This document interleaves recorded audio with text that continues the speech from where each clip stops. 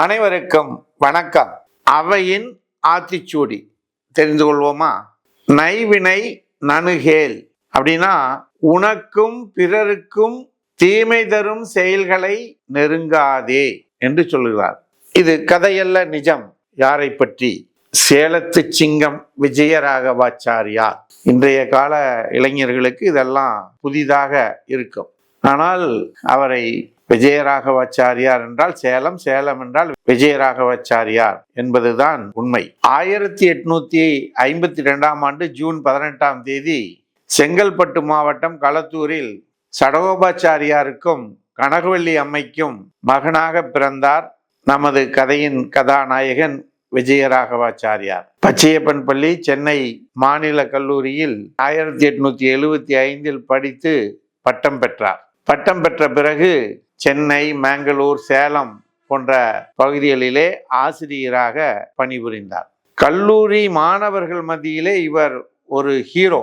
இவருடைய புகழ் மிக பெரிய அளவிலே பரவி இருந்தது. ஆங்கிலேயர்களையும் அவர்களிடம் வேலை பார்த்தவர்களையும் இந்தியர்களை வெறுக்கும் மனப்பான்மை உடையவர்.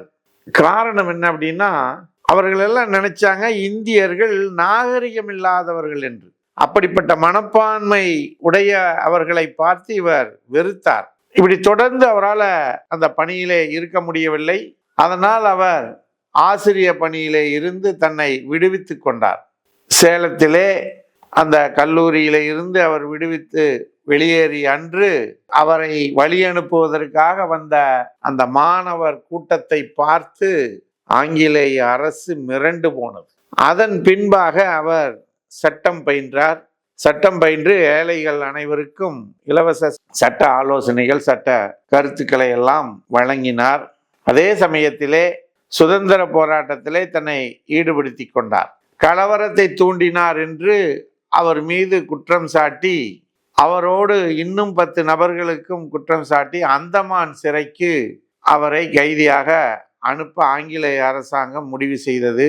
சிறையிலே இருந்தபடியே ஒரு நீண்ட கடிதத்தை, தன் பக்கம் இருந்த நியாயத்தை எல்லாம் எடுத்து எழுதி அனுப்பினார். அவருடைய நியாயத்தை எல்லாம் பார்த்து அவரை ஆங்கிலேய அரசாங்கம் விடுதலை செய்தது. விடுதலை பெற்று வெளியே வந்த விஜயராகவாச்சாரியார் அவர்கள் தன்னோடு கைதான அந்த மீண்டும் 10 பேரையும் தன்னுடைய வாத திறமையால் வாதிட்டு அவர்களை விடுதலை செய்ய வைத்தார். இப்படி சிங்கமென சிலிந்தெழுந்து ஆங்கில அரசாங்கத்தினுடைய சட்ட அடக்குமுறைகளை எல்லாம் தவிடுபொடியாக்கிய காரணத்தினால் அவரை சேலத்து சிங்கம் என்று அழைக்க ஆரம்பித்தார்கள். இன்றைக்கும் அவருக்கு சேலத்திலே 2 இடங்களிலே சிலை வைக்கப்பட்டிருக்கிறது. அவருடைய பெயரிலே அவருடைய நூலகம் ஒன்று இயங்கி கொண்டிருக்கிறது. 1919 மோதிலால் நேரு அவர்களுடைய தலைமையிலே அமிர்தசரஸிலே காங்கிரசினுடைய மகாசபை கூட்டம் நடைபெற்றது. இதிலே நமது சேலத்து சிங்கம் விஜயராகவாச்சாரியார் அவர்கள் கலந்து கொண்டார்கள். கலந்து கொண்டு மனிதர்களின் அடிப்படை உரிமைகள் என்ற தலைப்பிலே மிகச் சிறந்த உரையாற்றினார்கள். அது அவருக்கு காங்கிரஸ் வட்டாரத்திலேயும் மக்களிடையும் மிக பெரிய வரவேற்பை கொடுத்தது. முதல் சுதந்திர இந்திய அரசியலமைப்பு நகலை தயாரித்த பெருமை நம்முடைய சேலத்து சிங்கம் விஜயராகவாச்சாரியாருக்கு உண்டு. கப்பலோட்டிய தமிழன் வ.உ. சிதம்பரம் பிள்ளை அவர்களுடைய அந்த கப்பல் கம்பெனிக்கு சட்ட ஆலோசகராக ஐயா விஜயராகவாச்சாரியார் அவர்கள் செயல்பட்டார்கள்.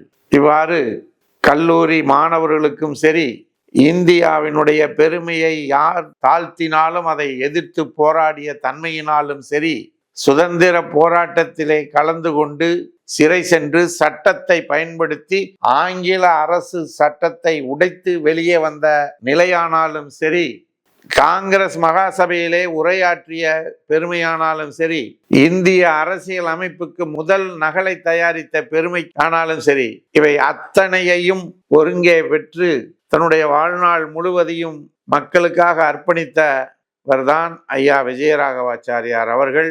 அவர் மறைந்தாலும் அவருடைய புகழ் என்றென்றும் நிலைத்து நிற்கும். அதுவும் நமது பகுதியிலே, நமது சேலத்திலே அவர் இருந்து மிகப்பெரிய தொண்டாற்றி இருக்கிறார் நாட்டிற்கு என்று சொன்னால் அது மிகையாகாது. அவர் புகழை பாடுவோம், அவரை என்றென்றும் நினைத்து அவருக்கு அஞ்சலி செலுத்துவோம் என்று கூறி, ஒவ்வொரு மனிதனும் இந்த மண்ணிலே பிறந்த காரணத்திற்காக இந்த மண்ணிற்கு ஏதாவது ஒரு விஷயத்தை, நல்ல விஷயத்தை, மக்கள் ஏற்றுக்கொள்ளும்படியான விஷயத்தை, மக்களுக்கு நன்மை பயக்கும் விஷயத்தை தங்கள் பகுதியிலே செய்ய வேண்டும் என்ற உணர்வு ஐயா விஜயராகவாச்சாரியார் அவர்களை நினைக்கின்ற பொழுது நமக்கு ஏற்படுகிறது என்பதனை கூறி வாய்ப்பளித்த சர்வம் மீடியா சேனலுக்கு நன்றி கூறி விடைபெறுகின்றோம். நன்றி, வணக்கம்.